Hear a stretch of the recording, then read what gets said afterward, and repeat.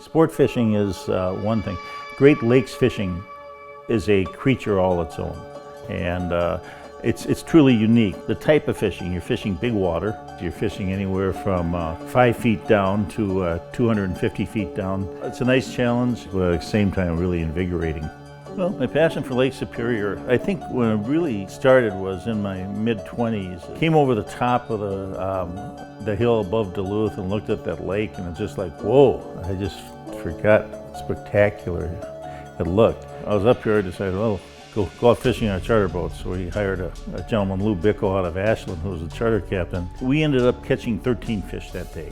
And we just kind of wandered around the tip of Long Island and also south towards this point of land that stuck out.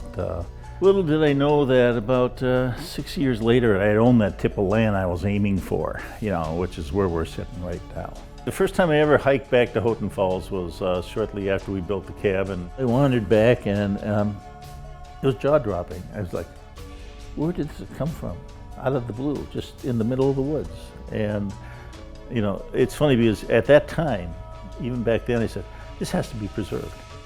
Gal Ruth Obadal from Bayfield Regional Conservancy approached the town board, which I had gotten elected to about 2 years before, and said, would there be interest in the town working to get a nature preserve? And my immediate thought was, heck yes. We had public hearings, and out of those came the overwhelming consensus that about 70%, 75% of the town wanted it preserved. A year from now, we'll probably have to have a 10-year celebration. First thing I think we have to do is establish how much Lake Superior can give and what it can't give for the demands upon it. One thing we have in this area is 3 primary user groups. We have the Native Americans. Culturally, Native Americans, the fishery is part of their heritage, and that's important.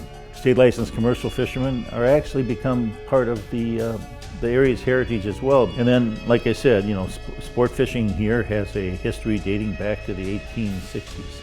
And as far as I'm concerned, I think you need strong, equal balance between all 3. I just find it fascinating that there are people that have the commitment and the interest and the expertise to be able to do research and learn about these lakes, and that more and more it's becoming important because as more demands are put on them, we need to know more about it. I would have to say probably I'm willing to put my ego aside and say what's best for the lake. It's just my, my personality to do that. If I get something that I care about, that I'm impassioned and believe in, I'm not going to sit idly by. I'm going to be in the middle of things. When I get like that, ask my wife if she was here. She'd say, best thing to do is get out of my way. Because I'm hard to stop once I get going.